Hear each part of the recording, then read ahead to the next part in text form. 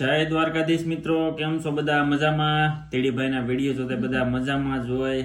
તો આજ ભાઈ મારે વાત કરવી છે ભાઈ, જર્મની આવીને જર્મન લેંગ્વેજ શીખવા માટે શું કરવું.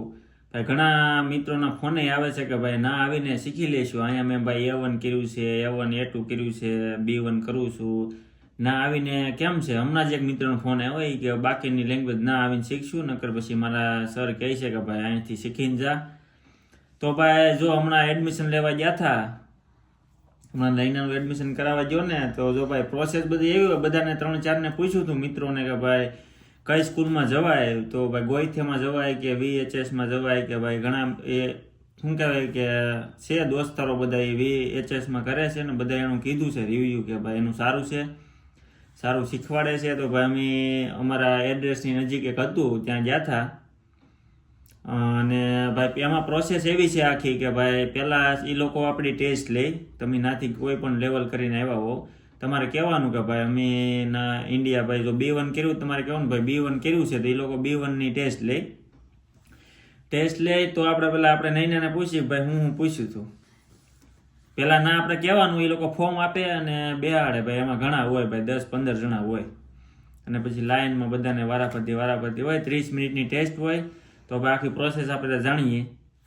બોલ હું પ્રોસેસમાં શું હતું પહેલેથી કે હું પૂછ્યું હતું? પહેલા ફોર્મ આપે એ લોકો આપણને, પછી વેટિંગમાં બેહાડે, પછી આપણો વારો આવે એટલે આપણે જવાનું. પછી સર અથવા મેડમ કોઈ બી હોય તો આપણને નોર્મલી પૂછે કે તમે શું કરો છો અને ક્યારે આવ્યા છો અને શું કરવાનું છે આગળ, ને તમે ઇન્ડિયા કેટલું ભણીને આવ્યા છો, મતલબ કયું લેવલ કમ્પ્લીટ કર્યું છે, એવું બધું પૂછે. પછી આપણે જણાવીએ કે મેં આ લેવલ કર્યું છે કે હાફ છે કે અડધું રહ્યું, જે બી હોય આપણે કર્યું હોય આપણે એમને બતાવી દેવાનું. પછી એ લોકો કહે કે હું તમને આની ટેસ્ટ આપું. મેં એવું કીધું કે હું B1 કરીને આવી છું, તો મને એવું કીધું કે B1.1 થી તે B1.2ની તમને ટેસ્ટ આપશું.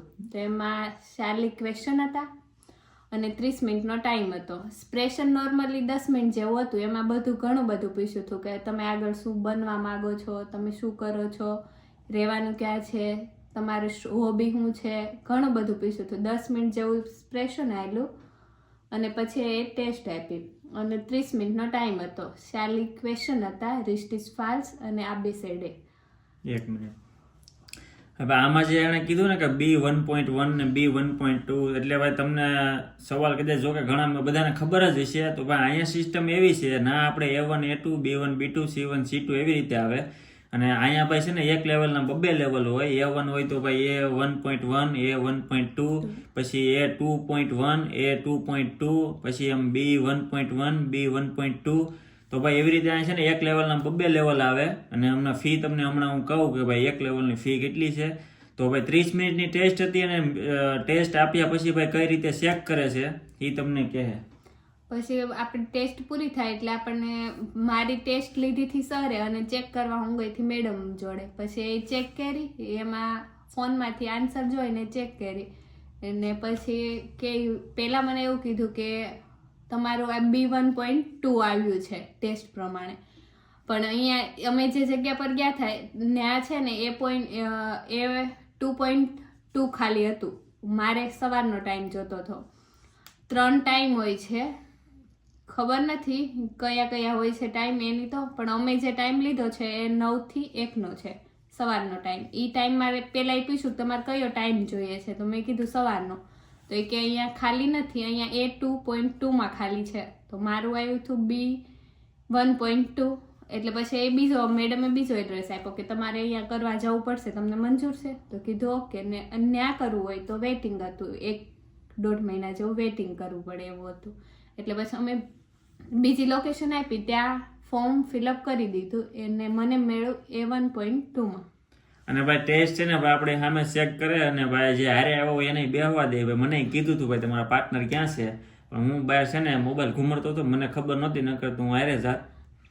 એટલે ભાઈ અહીંયા છે ને ભાઈ હારે આવવા દે ટેસ્ટ લે ત્યારે. અહીંયા તો એડમિશન લેવા માટે અમારે અહીંયા જવાનું હતું, બાકી તો બીજું એડ્રેસ આપ્યું છે. અને ભાઈ આવી રીતે છે ને ભાઈ બધા મિત્રો એમ કહેતા હતા કે ભાઈ ઇન્ડિયા જે લેવલ કરીને આવ્યા હોય એનાથી ભાઈ એક લેવલ ઓછું જ છે. ભાઈ તો એવું નથી ભાઈ, આને B1 કમ્પ્લીટ કર્યું હતું ને અને અહીંયાથી ભાઈ B1.2માં મળ્યું છે. એટલે એક લેવલના 2 લેવલ હોય. અને ભાઈ જો ફીઝની વાત કરું તો ભાઈ એક લેવલની અહીંયા ફી છે અમે ગયા હતા VHSમાં €235. અને એમાંય તે ભાઈ આપણા છે ડિપેન્ડન્ટ છે ને, તો એની લોકોને છે ને બીજા ઘણા ફોર્મ આવે છે, પણ અમે ત્યાં ગયા નથી, પણ ત્યાં જાશું. પછી B1 તમારું કમ્પ્લીટ થઈ જાય ને તો અડધી ફી લોકો રિફંડ આપી દે છે આપણા જે ડિપેન્ડન્ટમાં આવ્યા હોય એ લોકોને. એટલે ભાઈ આ રીતનું શું કહેવાય કે અડધી ફી માફ થઈ જાય જો B1 કમ્પ્લીટ થઈ જાય ને પછી. તો એક લેવલની ફી 235, એટલે તમારે જો A1 કમ્પ્લીટ કરવું હોય ને તો ભાઈ A1.1ના €235 આપવાના અને A1.2ના €235 આપવાના. ટોટલ ભાઈ તમારે ભાઈ €470 ભાઈ એક લેવલ કમ્પ્લીટ થાય. તો ને ભાઈ ઇન્ડિયામાં એક લેવલની ફીસ શું છે તો તમને કહેજો. બધે જો કે અલગ અલગ છે. એક લેવલની ફી તારે કેટલી હતી? 15,000. A1 A2 ના 15 અને B1 ના 20. અને ભાઈ અહીંયા જો એક લેવલની ફી જો ગણતરી કરો €470 એટલે તમારે ₹45,000 ગણવાના. અત્યારે ભાઈ કંઈક 90-91 ભાવ હાલે છે €1 નો.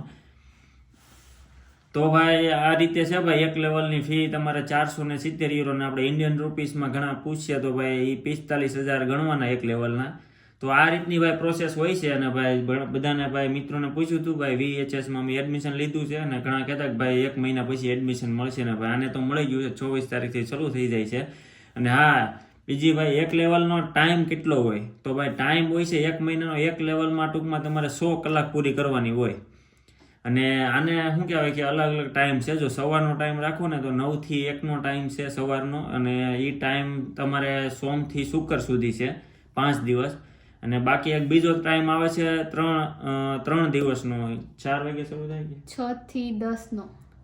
હા એ 4 કલાક એટલે સાંજે થાય ને 3 જ દિવસ જવાનું. અને એ રીતનો ભાઈ અલગ અલગ ટાઈમ છે. અને બીજો ટાઈમ છે કંઈક 2 વાગ્યાથી કેમ આખો વીકમાં ટૂંકમાં દિવસના 3 ટાઈમ છે જે તમારે અનુકૂળ પડે. સવારનો એટલા માટે રખાય કે બાકીના ટાઈમમાં હું જોબ કરવી તો આ વચ્ચે પછી 2 વાગ્યાથી તમારે જોબનું કાંઈ સેટિંગ રહી નહીં. એટલે કાં સવારનો રખાય ને કાં સાંજનો ટાઈમ રખાય. એટલે ભાઈ એક લેવલમાં છે ને 6 કલાક હોય. અને બીજું એવું પૂછ્યું હતું એ તો જો કે જાય પછી ખબર પડે. આપણે જો એક્ઝામમાં કદાચ ને ફેલ થયા હોય તો બીજી વાર એનું કરવું હોય તો તમારે બીજી વાર પૈસા ભરવાના કે નહીં. જો બધા છોકરાઓ એમ કહે છે બીજી વાર ભરવાના નહીં, તમને એમને તૈયારી કરાવે છે. તો જોઈ બધું પૂછી લેવું એટલે એનો વિડીયો અમે બનાવી નાખશું પાછા. તો ભાઈ આ રીતે છે ભાઈ જો લેવલની ફી આ છે, ટાઈમ આ છે. અને ભાઈ આ રીતનું છે ભાઈ જેને જો અહીંયા આવીને લેંગ્વેજ કરવી હોય તો આ રીતના છે ભાઈ પૈસા આવી રીતે. જેટલું ત્યાંથી થાય એટલું કરીને આવું. એટલે ભાઈ એવું કઈ નથી કે આપણે એક અંદર લેવલમાં આવી જાય, મતલબ B1 કર્યું છે તો A2 માં આવી જાય કે એવું કઈ નથી. નોર્મલી ખાલી ગ્રામર ટેસ્ટ હતી. B1 નું ગ્રામર હતું બધું. B1 નું પેપર જેવું લેસન નતું, ખાલી ગ્રામર નું જ લેસન હતું. એટલે ભાઈ બીક કોઈને રાખવી નહીં કે ભાઈ અત્યાર સુધી ભાઈ મેં તો 2 વર્ષમાં એ સાંભળ્યું ભાઈ નાથી અહીંયા આવું એટલે ભાઈ એક લેવલ તમારે ઓછું જ ગણવાનું. ભાઈ એવું કાંઈ છે નહીં. આ જોઈ લીધું ને ભાઈ મેં ત્યાં ખબર પડી કે એવું કાંઈ હોય નહીં ભાઈ. આપણને જેટલું આવડે એની ઉપર ડિપેન્ડ છે ભાઈ કયા લેવલમાં બેહવું. તો આની જોડે ઘણી બીજી છોકરીઓ હતી મેં જોયું. એકને A1માં મળ્યું છે, બીજી એની સાથે એક હતી એને B1.1માં B1.2માં જ મળ્યું છે. અને આ લોકોને એવું નહીં કે આ લોકો બધા શીખવામાં બધા આપણે તમને એમ થતું છે ઇન્ડિયાવાળા હશે આરે કે ભાઈ ઇન્ડિયાવાળા કોઈક હોય જેને શીખવું એ બાકી જર્મન જ હોય છે. આપણે કેમ ગુજરાતી આવડને પહેલેથી આવડતું હોય તો એનું ગ્રામર આપણને કાંઈ ન આવડતું હોય ગુજરાતીનું. એટલે અહીંયા તે ભાઈ આ લોકોને જર્મન આવડતું હોય પણ જર્મનનું ગ્રામર ન આવડતું હોય. એટલે છે ને અહીંયા તે આપણે એમ ના જેમ ગુજરાતીના ક્લાસ હાલે એમાં અહીંયા જર્મનના ક્લાસ હાલે. એટલે ભાઈ આવી રીતે હોય છે. અને જર્મન જ હોય છે મોસ્ટ ઓફ શીખવામાં. એટલે આપણને એમ થાય કે આ લોકોને જર્મન આવડતું હોય તો કેમ શીખવા આવે. તો ભાઈ આ રીતનું હોય અને ગ્રામર ન આવડતું હોય. એટલે આવું બધું છે. અને બાકી તો અહીંયા આવીને શીખવાનો ફાયદો એ કે તમને બધું જર્મનમાં જ શીખવાડે. ના આપણે શું કાંઈક ક્વેશ્ચન હોય તો કાંઈ ગુજરાતી છે, હિન્દી છે, ઇંગ્લિશમાં પૂછતા હોય. અહીંયા તો જે વચ્ચે કાંઈ ક્વેશ્ચન થાય તો એ જર્મનમાં જ પૂછવાનો. એટલે આ રીતે ભાઈ પ્રેક્ટિસ થોડીક વધારે થાય. તો આ ફાયદો છે અહીંયા આવીને જર્મન શીખવાનો. અને તોય ઘણા બધા લગભગ 100માંથી લગભગ 5 થી 10% શીખે છે. કેમ કે આ બધાને કોઈને ટાઈમ સેટિંગ આવતો નથી, જોબે કરવી પડે છે, કોલેજે જવું પડે છે. અને ભાઈ આવી રીતે છે 5-10% શીખે છે અહીંયા આવીને જર્મન. બાકી કોઈ શીખતું નથી. નાથી એમ કહે ના આવીને શીખી લેવું તો એ ભાઈ વાત ખોટી છે. બસ બાકી તો આપણે આ વિડીયોમાં એટલું જ કહેવાનું છે ભાઈ. આ જર્મન લેંગ્વેજ આવીને શીખવી તો ભાઈ આ રીતની પ્રોસેસ છે બધી. ક્લાસ કેવા છે એ આગળ જણાવશું આગળના વિડીયોમાં. જોઈન કરી લઈએ પછી. તો ભાઈ ચેનલને લાઈક શેર અને સબસ્ક્રાઇબ કરી દેજો અને ઇન્સ્ટાગ્રામમાં ભાઈ આઈડી છે આપણે ઇન્ડિયા ટુ જર્મની 2022 એમાં તે ફોલો કરતા જજો. ફોલો ન કરો તો કાંઈ નહીં પણ વિડીયા જોઈજો. અમે બહુ તાણ નથી કરતા કે ભાઈ તમે ફોલો કરતા જ જાઓ. આ તો તમે વિડીયા જોઈજો, મોજ કરજો. તો ભાઈ ચેનલને લાઈક શેર અને સબસ્ક્રાઇબ કરતા રહેજો. એ તમને ભાઈ મજા આવે તો કરજો, ભાઈ તાણ કરતા નથી. તો મળીએ આવતા વિડીયોમાં. જય દ્વારકાધીશ. જય દ્વારકાધીશ.